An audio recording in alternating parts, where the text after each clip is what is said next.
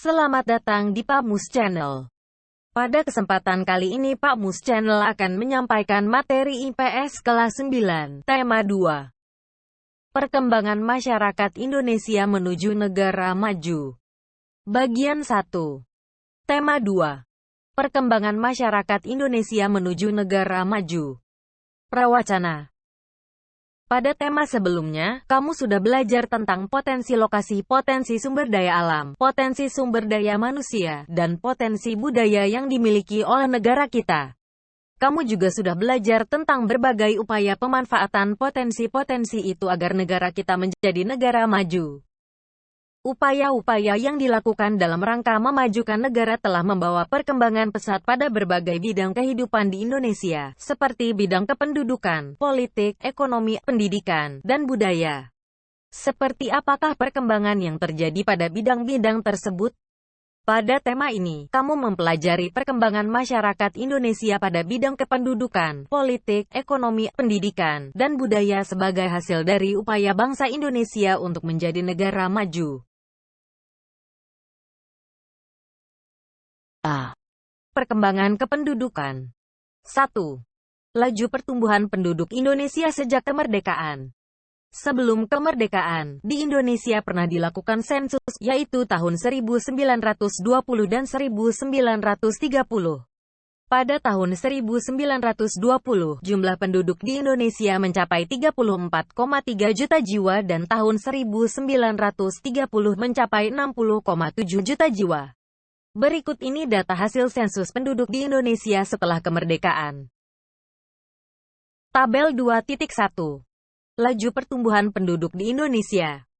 Tahun sensus 1961. Jumlah penduduk 97,1 juta. Laju pertumbuhan 2,15%. Tahun sensus 1971. Jumlah penduduk 119,2 juta.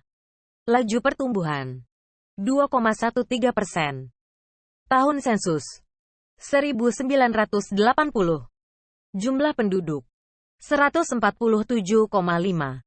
Laju pertumbuhan 2,32. Tahun sensus 1990. Jumlah penduduk 179,3 juta. Laju pertumbuhan 1,97%. Tahun sensus 2000. Jumlah penduduk 209,6.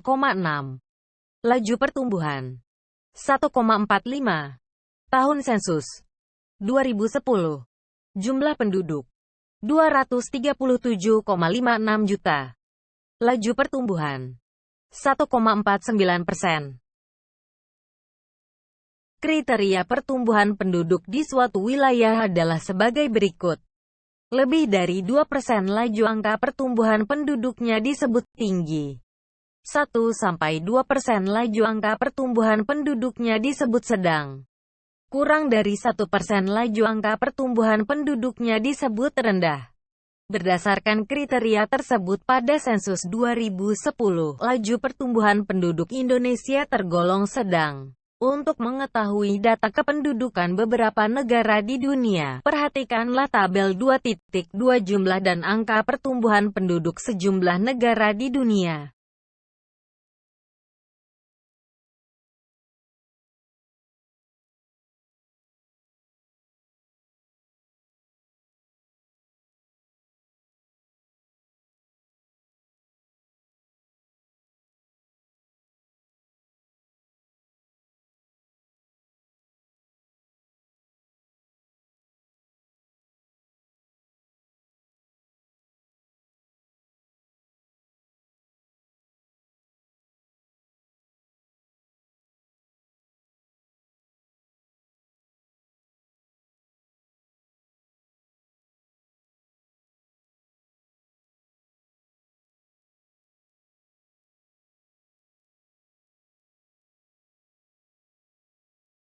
Menurut tabel tersebut dapat diketahui bahwa di negara tertentu angka pertumbuhan penduduknya tinggi, sementara di negara lainnya rendah. Bahkan, ada beberapa negara yang angka pertumbuhan penduduknya negatif.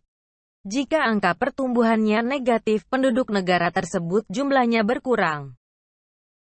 Perbedaan laju pertumbuhan penduduk seperti itu menyebabkan perbedaan kebijakan pengendaliannya. Negara yang laju pertumbuhannya terlalu kecil atau negatif menerapkan kebijakan pro-natalis, yaitu mendukung penduduknya untuk memiliki banyak anak.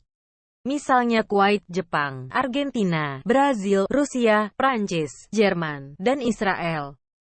Negara yang laju pertumbuhan penduduknya tinggi dan jumlahnya terlalu besar sehingga membebani perekonomian negara menerapkan kebijakan anti-natalis, yaitu mengendalikan jumlah penduduk dengan beragam program.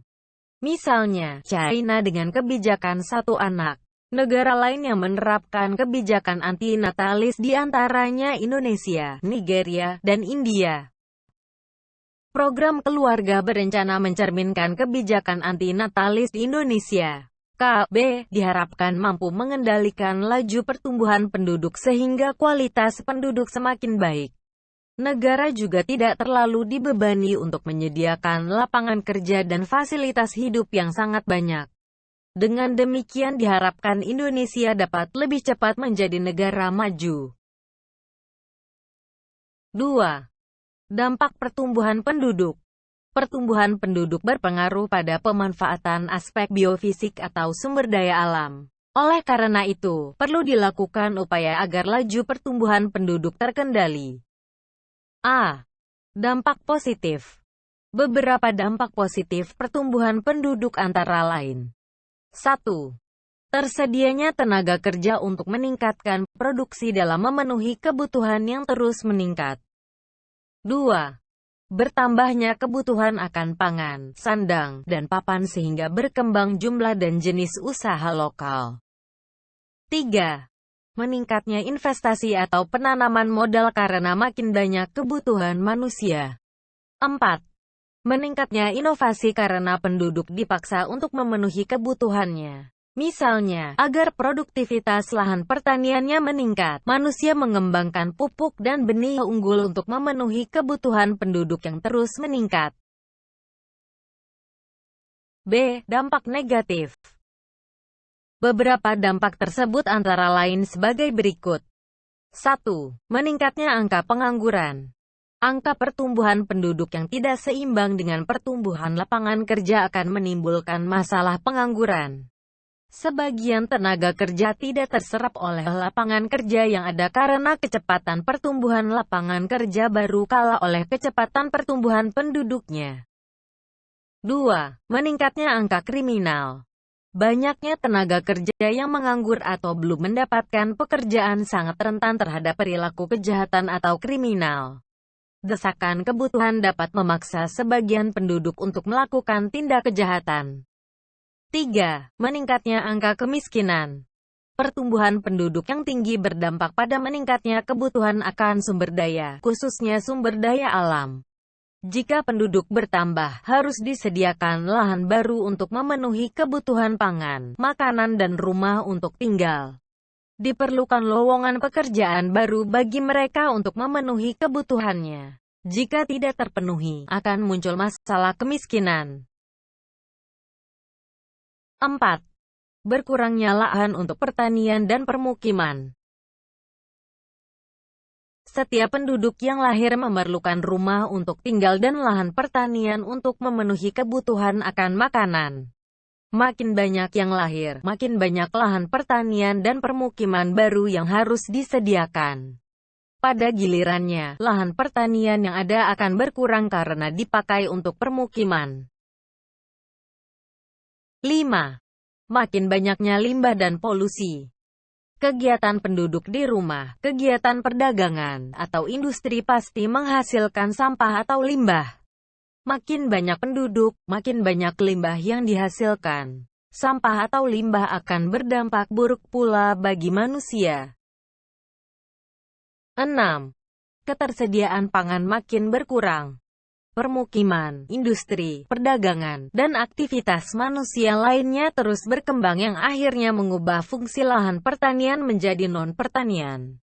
Akibatnya, produksi pertanian berkurang dan terus berkurang. Ini berarti ketersediaan pangan juga akan makin berkurang dan terpaksa harus mendatangkannya dari daerah atau negara lainnya. Laju penurunan produksi dapat dikendalikan jika penduduk melakukan intensifikasi pertanian sehingga produktivitas lahan meningkat. 7. Kesehatan masyarakat makin menurun. Pertumbuhan penduduk yang tinggi, khususnya di daerah perkotaan, akan membuat harga lahan makin mahal. Akibatnya, sebagian penduduk tidak mampu membeli lahan dengan luas yang cukup memadai untuk permukiman. Permukiman menjadi sangat padat sehingga tidak sehat. Apalagi jika sanitasinya buruk, tentu keadaan itu akan menimbulkan berbagai macam penyakit. 8. Berkembangnya permukiman tidak layak huni. Lahan yang makin terbatas akibat tingginya laju pertumbuhan penduduk terutama di daerah perkotaan, mendorong naiknya harga lahan sehingga sulit dijangkau oleh sebagian penduduk.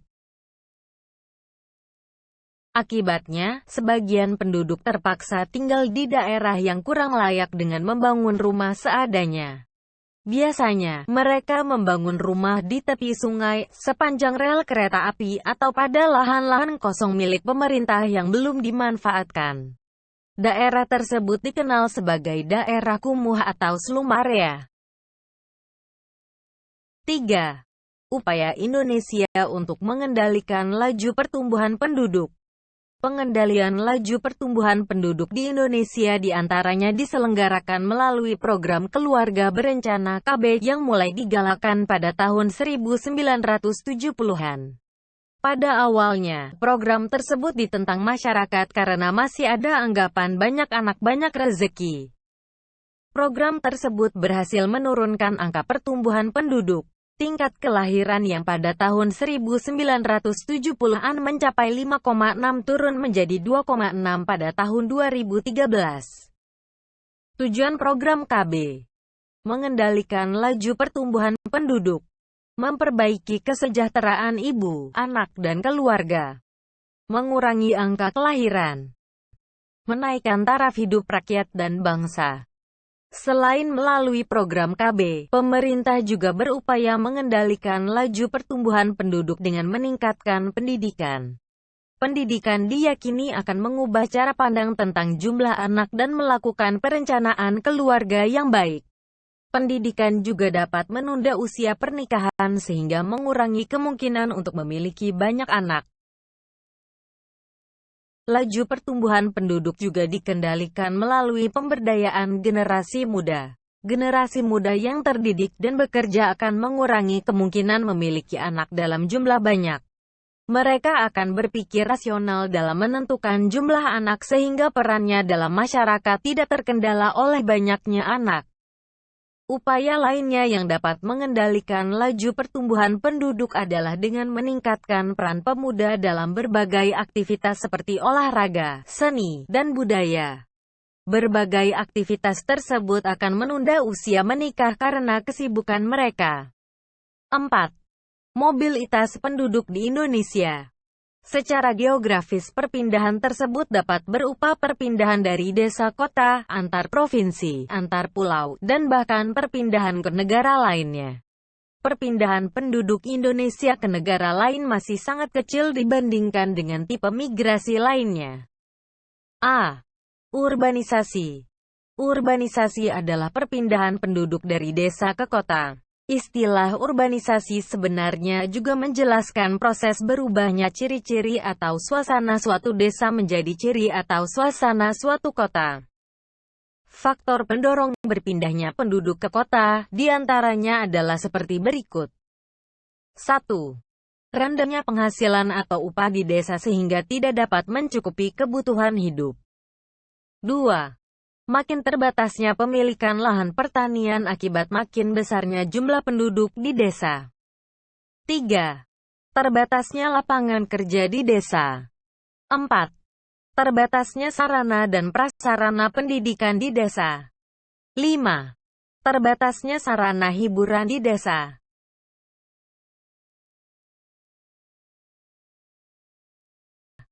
6. Adanya bencana alam di desa, misalnya kekeringan, banjir, longsor dan lain-lain. Faktor penarik penduduk untuk pindah ke kota, di antaranya adalah seperti berikut. 1. Upah di kota yang lebih tinggi dibandingkan dengan di desa. 2. Jumlah dan peluang pekerjaan di kota yang lebih banyak dan bervariasi. 3. Sarana dan prasarana pendidikan yang lebih memadai. 4. Sarana dan prasarana hiburan yang lebih memadai. B. Transmigrasi. Transmigrasi adalah perpindahan penduduk antar provinsi di Indonesia. Tujuannya menyebarkan penduduk yang padat, dalam hal ini Pulau Jawa dan Bali, ke daerah yang masih jarang penduduknya. Pada masa penjajahan Belanda, transmigrasi dilaksanakan pertama kali pada tahun 1905. Pada saat itu, sebanyak 155 keluarga dari Karesidenan Kedu meliputi daerah Kebumen, Karanganyar, Kebumen, dan Purworejo, Jawa Tengah berhasil dipindahkan ke Gedong Tatan, Provinsi Lampung. Jumlah penduduk yang dipindahkan mencapai 4.800 jiwa. Pada saat itu, transmigrasi dilaksanakan dengan pertimbangan 1. Melaksanakan politik etis atau balas budi dengan mengurangi jumlah penduduk Jawa dan meningkatkan kesejahteraan penduduk yang masih rendah. 2. Adanya kebutuhan tenaga kerja untuk perkebunan di luar Jawa milik pemerintah Hindia Belanda dan swasta. Transmigrasi pada masa pemerintahan Hindia Belanda juga terjadi pada tahun 1911 ke daerah Wonosobo, Sukadana, Lampung. Pelaksanaan berikutnya terjadi sampai 1929, kemudian tahun 1930 Palembang, Bengkulu, Jambi, Sumatera Utara, serta Kalimantan.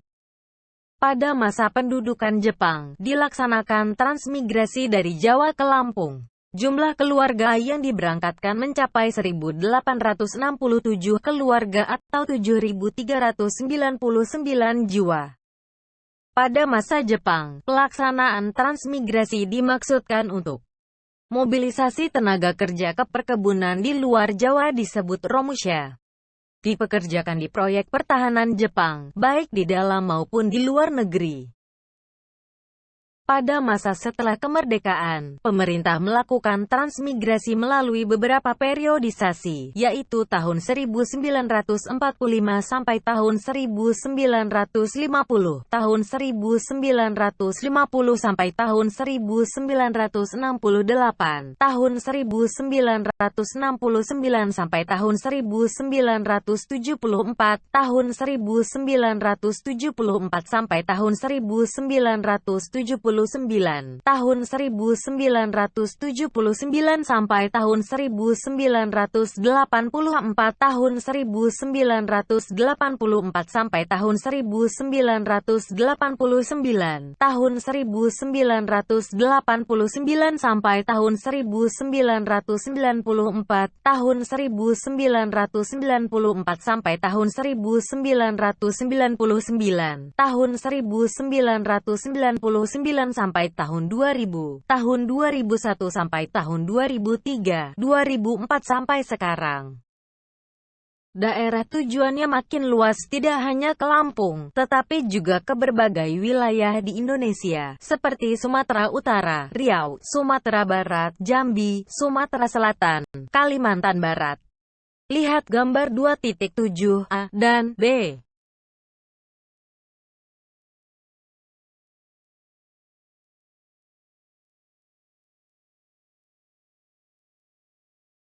Demikian pertemuan kali ini.